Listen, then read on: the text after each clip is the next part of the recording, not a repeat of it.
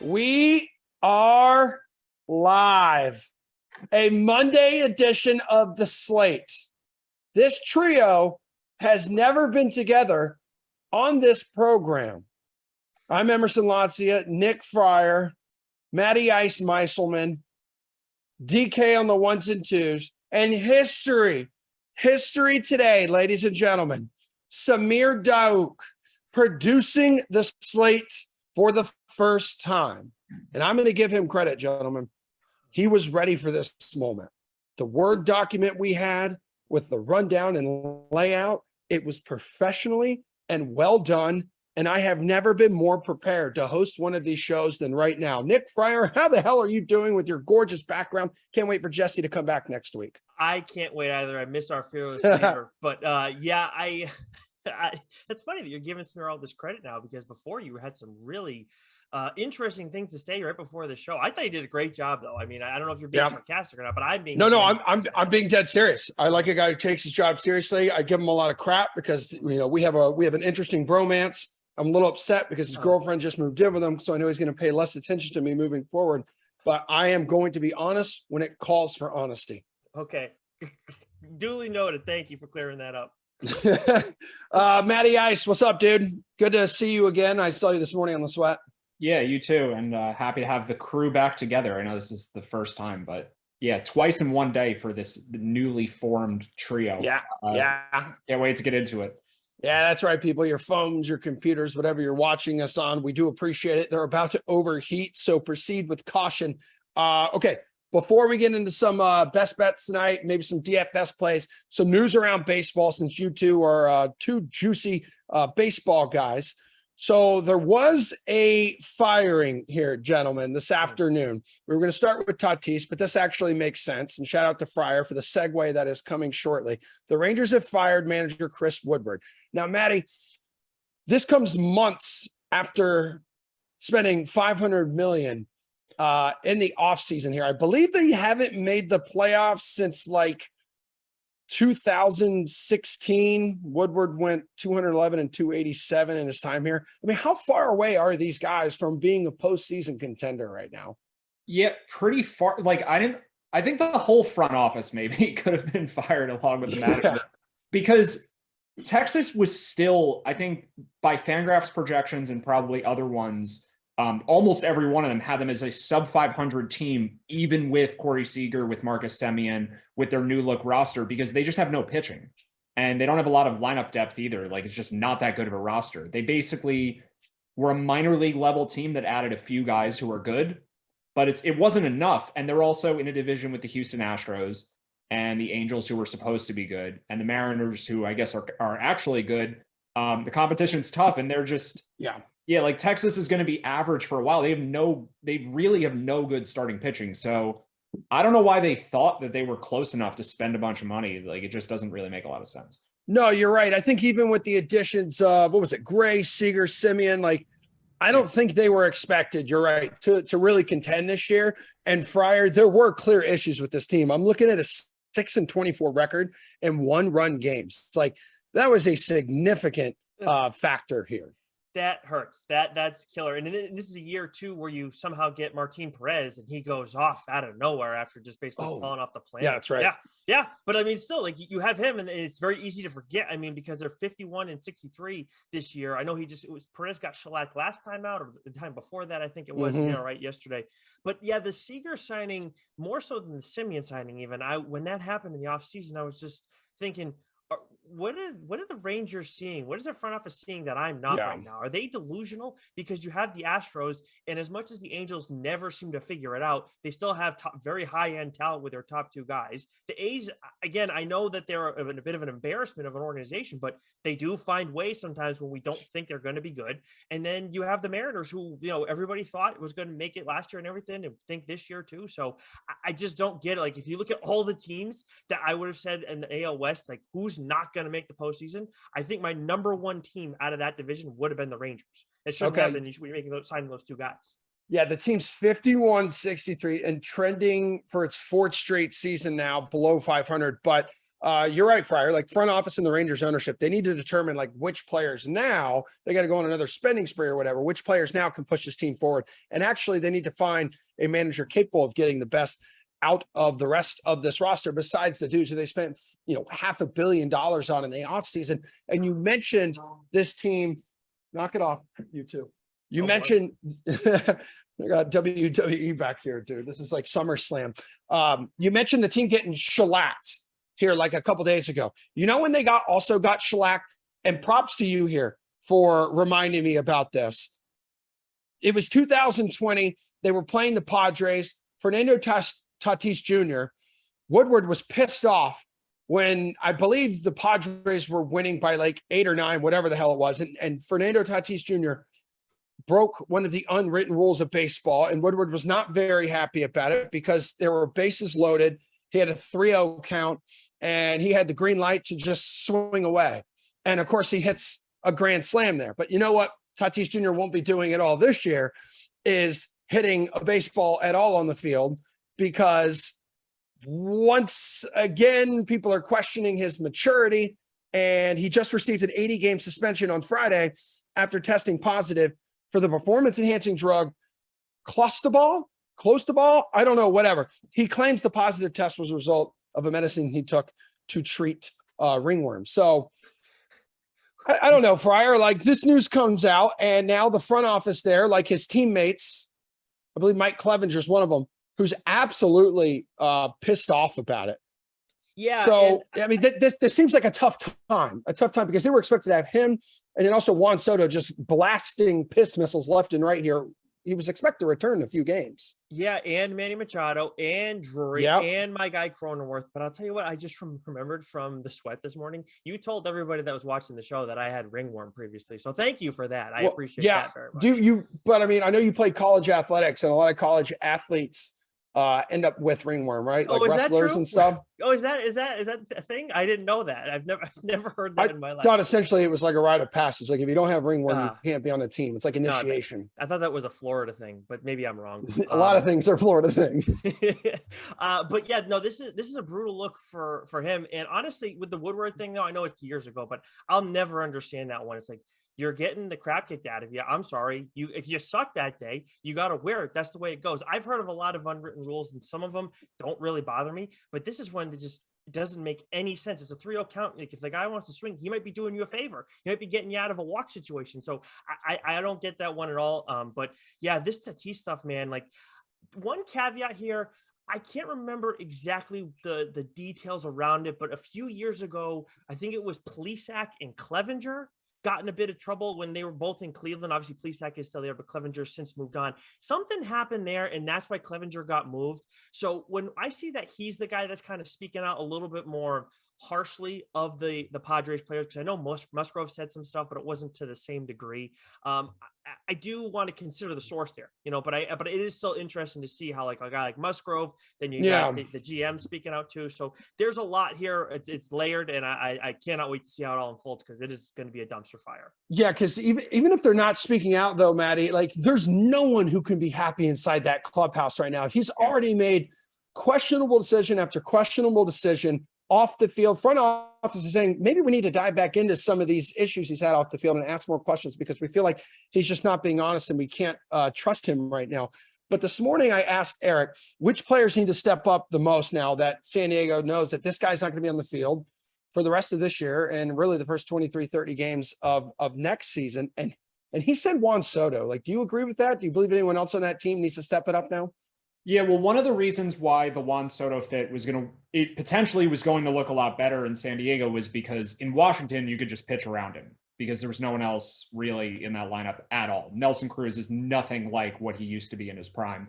The Padres still have Manny Machado, presumably batting behind Soto the rest of the season, but having Tatis there too would have allowed Soto to see more pitches. So we may see him just not able to do as much and continue to just get walked the way he is. I mean, part of why Soto gets walked so much is just he has incredible plate discipline. So he deserves most of the credit, but I think it might be more Machado than Soto just because Soto's going to be walking a lot. Machado might be the guy that needs to drive the runs in.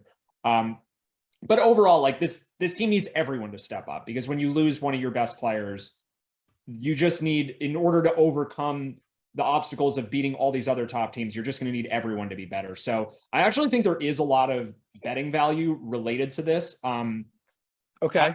I'm anti-Padres tonight, although it has nothing to do with narratives. I just think Joe Musgrove's overrated. So I don't really think that the Tatis clubhouse narrative it's not enough of a reason for me to be on the Marlins for that. But the thing I do have on screen here is we have specials on which division will win the World Series.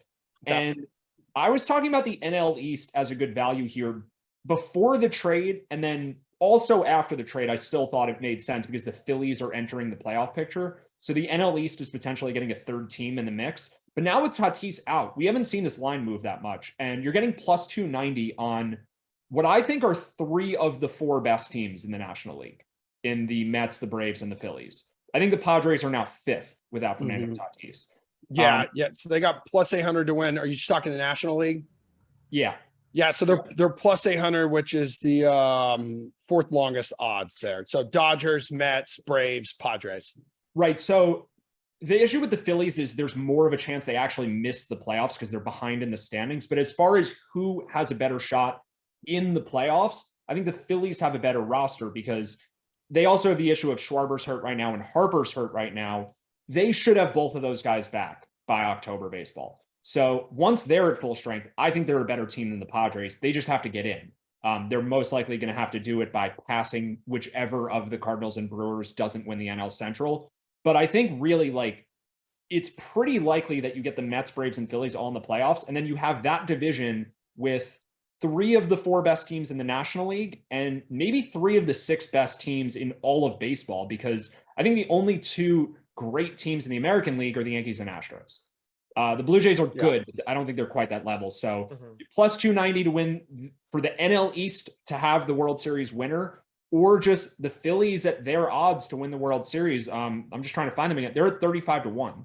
So Okay. part of it is I'm buying low on the Phillies, but also like, have you guys seen DeGrom lately? It's not fair what he's doing. I mean, he just seems to get better every year. I don't really understand how it's possible. Yeah, he's maintained staying healthy here. But, going back to the Tatis suspension and kind of the impact on odds, does it want to steer you off of the Padres here, Fryer, if you were on them before? Because I know losing a guy, for like a down the stretch here and a potential World Series run is obviously huge. They've been a damn good team still, even being as far back as they are behind the Dodgers. They've still been a good team without him. But let's be real, Fernando Tatis Jr. takes this lineup and team to a completely different level here.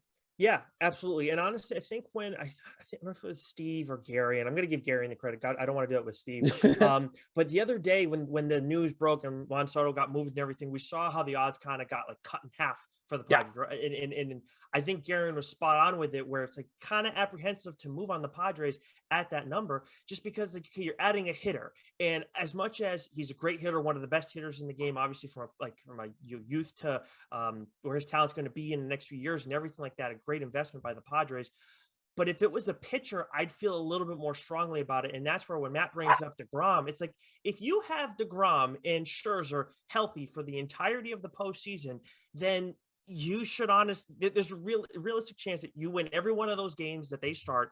And that's all you need. If you do that throughout the entirety of the postseason, you are all set. So I think when you talk about going and taking the NL East, I think Matt makes a great point with all this. Like, yeah, the Braves got some talent and they've been there and everything like that. But to me, the Mets, what we've seen from their offense, I know it was more so at the beginning of the year, but still they got a lot of pop. But you have a guy who's going to finish games off very strongly, and then you have two aces like that. That is absolutely absurd. Two like all-time pitchers. One guy who's done it before, and one guy who's, when given the opportunity, he's the best pitcher on the planet. So I love that the NL East bet. All right. Speaking of love, let's go to tonight's slate. We have a 10-game slate tonight here, gentlemen. I want the best bet. I want your best bet, what you're most confident in sprinkling a little something on tonight. Could be a prop, money line, run line, whatever the hell it is. What do you feel most confident in tonight? Let's go, Nick. Okay. Yeah, I was gonna say, who do you want doing it? So look, there's the Mariners game that I do like a lot. I like Luis Castillo in that spot. My only apprehension is Shohei Ohtani going up against him. It's at 6.5. I do think that the under in that is actually quite interesting. But if you're looking for money line, I would go with the Mariners now, because Castillo's just dealt, and the Angels, like they're doing nothing right now at the plate. But my favorite one, I did mention it on the Sweat earlier today, the Carlos Carrasco strikeouts prop, 5.5. I believe it was at -110. At least when I checked this morning, it was at -110. You could parlay that with Castillo's strikeout prop too, taking the over on that one. But now it's at +115. So I absolutely love this number for Carrasco. I think it's in 5 of his last 7 starts. He's gone over this number, and half of his starts for the entire season, but obviously recently good form. Mm-hmm. He's 1 for 2 on going over this number against the Braves, who are like top 5 in strikeout percentage against right-handed pitching since mid-July. Yeah, can we talk about that statistic? Because I'm very confused by this. Like how the Braves are striking out so much. Is part of it just they're facing Scherzer and the Mets' good pitching staff, even without DeGrom? They're facing Aaron Nola. They're facing Zach Wheeler. Yeah, you can strike out more when you face really good pitchers. Yeah, like 100%. I think the Braves' strength of schedule might be playing. Like I don't know that I consider them a positive matchup. I mean, I think Carrasco's a pretty good strikeout pitcher, so I'm not necessarily saying don't bet this, but like the Braves have also gotten healthier with like Acuna doesn't play every game. And I think the last time Carrasco pitched against the Braves, he wasn't in the lineup. Maybe I have that wrong, but he's missed a handful of games. And now we have Grissom playing, obviously a big upgrade over like Orlando Arcia. Like this is a very, very strong version of the Braves lineup. So I'm worried about this one for Carrasco. Like he's a good pitcher. So like, I think he ends up right around this number. On the Padres, I look at the Braves too, like we talked about this morning on the Sweat, and say, oh my God, like they lost their best player middle of the season last year and still went on to win the World Series. Maddie, what do you like for tonight? Okay, I'm scrolling down here because it's the same game, and I'm going to go right back to my prop. Oh, look at it's still you here. too. Yeah, Starling Marte is still 7-1 to steal a base, and this number is just, I think it's stupid for him because, and we kind of talked about this morning, is Marte has seemed to be very selective with when he runs because he's been dealing with a groin injury the entire season. And when Marte is healthy, he's one of the league's premier base stealers. But this year, he's been more selective. And we saw him steal 2 bases in one series against the Braves just last weekend. These games obviously mean a lot more to the Mets. And then he stole another one against the Phillies, also a divisional opponent, games that matter. And he stole that one against Aaron Nola, who's one of the toughest guys in baseball to steal against. So if we buy into at all that Marte is more like himself with his aggressiveness when he's facing teams in his own division where the games matter, then like he should be plus 300 tonight. Like I think 7-1 is double, if not more than that, what the odds should be. So yes, this is a bet that's likely to lose because you don't get 7-1 on things that are supposed to win. But from a value perspective, like this is my favorite thing today. So okay, go ahead. Sorry. No, I was going to say just like I'm looking at weird props today because I don't actually love a lot of money lines. So that's kind of why I'm reaching to is I think really I like the Marlins and I don't like any other money lines. I kind of talked about the Reds before, but Jonathan India got scratched. I kind of like the Astros in the over, but we got Altuve out of the lineup and now Jeremy Pena's scratched. So I think that just negates that bet. Like it just makes it. I wanted to pick on Johnny Cueto, but the Astros middle infield isn't playing tonight. So really all that leaves you with, as far as I'm concerned, is a pretty good Marlins bet and then a bunch of weird props. Okay. Well, speaking of the Braves, which you guys have mentioned a couple times here, Michael Harris II, as we go to DFS, Matt, if you want to punch that up on your screen real quick. So he's $4,300. Rookie, I believe the other night he had like a game tying home run. So would you consider him a strong value play tonight? There are so many good outfielders on this slate. Like I think his price is accurate. Like he deserves to be, in the 4,000s. He's a good hitter. He's clearly had a great rookie season, and he is definitely closing in on Spencer Strider for Rookie of the Year. Like Strider seemed to be running away with it about 10 days ago. I think it was the start he had 13 Ks against the Phillies. And since then, he had one bad start against the Mets while Harris has been really good. So I'm not discounting what Harris has done this season, but there's so many great outfield plays. I think the Houston-Chicago game specifically has tons of them. If this were a smaller slate, sure. But I mean, guys batting 9th in the order, plate appearances might be hard to come by. Carrasco is not the best matchup like we already talked about. So I think he's okay. That's really, I don't have a strong take there.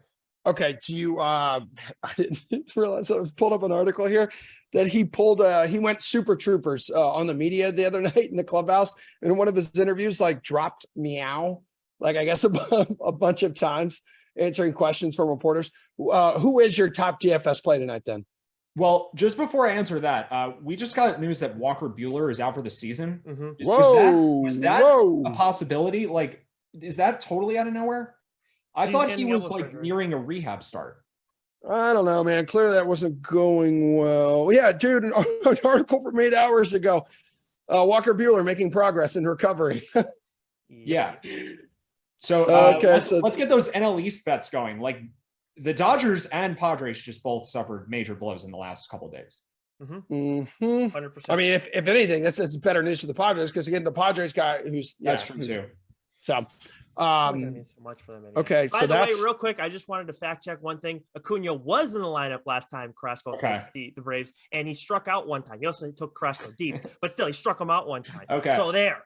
Fair enough. I think he sat the DeGrom start, maybe. I guess I had it wrong. That is correct. No, I believe you're correct on that. And then DeGrom struck out every single Braves hitter. He's having season-ending elbow surgery, says the Dodgers. Yeah. Brutal, dude. Right. See, but this is the thing, and this is like so the Dodgers, I still like isn't May kind of working his way back and everything, but this is why I look at the Mets still, and it's like, this is yours to lose. I don't care so much about what's going on in the regular season. We know what happens in the postseason. If you have a guy who can finish off games and you have some top flight front end starting pitching, you're going to dominate. And you have two guys who should win, not can get you a win, should win every single time they grab the ball. I know Scherzer's not the guy he was 5 years ago, but he is still an absolute monster. So like now it's like you could even move on the Mets. I think the NL East bet is the best way to go, but I feel even more comfortable moving on the Mets at this stage now.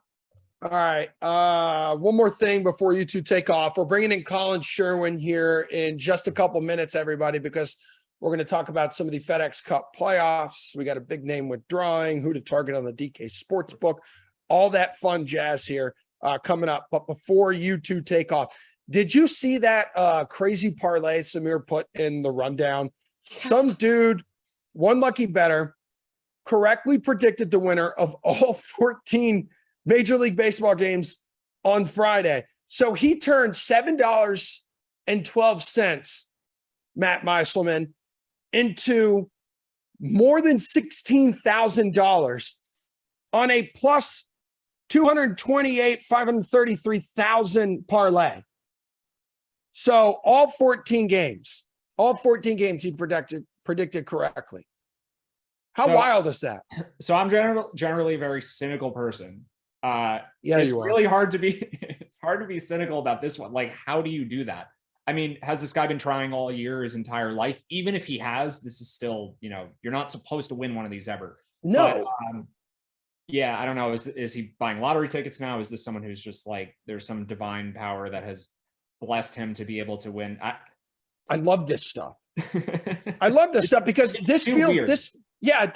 I love this because this to me feels like, I don't know, maybe you're like at a casino or you're out with the boys, you're at the dinner with, your lover and you've had maybe two bevies and you're like, I'm going to randomly put like 7-12 then, or maybe that's his birthday, or maybe something happened that day where he just got change back $7.12. And I'm going to put this towards like a bet here at the kiosk window. Like, I don't know, Fryer, like, that's what I want to know though. Why was it $7.12? Like what we got to find this guy. Yes. Was that all the money he had left? It's possible. Or it's his lucky number. It could be his birthday, July 12th. I think it's more likely that. Usually it's something like that, right? Yeah. Like we bring, and another reason I love stories like this is you can tell, like, this isn't like some big money, like sharp guy. This is a regular Joe who, again, there was probably meaning behind it. He was like, F it, dude. I'm just going to do it. Yeah, Daniel, it is, it is a very comprehensive drunk bet. 100%. Okay, guys, I think that's it. Matt, did you ever answer your favorite DFS play? Just give it to us real quick because we have to go. Okay, my favorite DFS game is the Astros and White Sox. So Okay. I think both of those, I think those are my two favorite stacks. Stuff has changed now. We just got all this lineup news. Yeah. So I can't say it with as much conviction because I thought Altuve was going to play.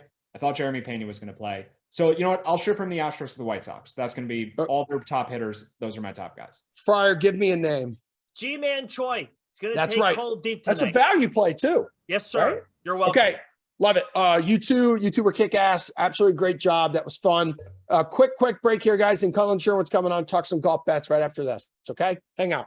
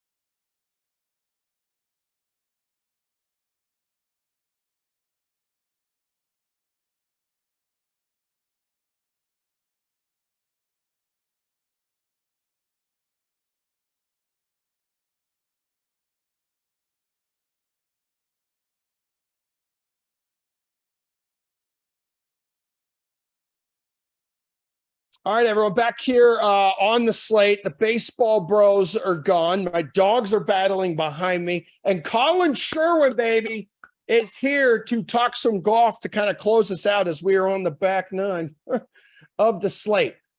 Big news today, dude. We talked about it this morning because it broke just moments before you joined us. Have you had more time to think about why Cam Smith decided to withdraw from this week's tournament, still expected in East Lake next week? What'd they say it was, like hip discomfort or something? Yeah, it seems like hip discomfort. Something about didn't feel like he was going to be able to walk the course as effectively as possible. Hi, by the way, if I lost internet again, I don't know what just happened, but I flew the room and came back. And Emerson, you're such a professional, nobody probably even noticed. But yeah, you know what? If you're Smith, this is the smart play because you're playing for $2.7 million up top and $15 million this week.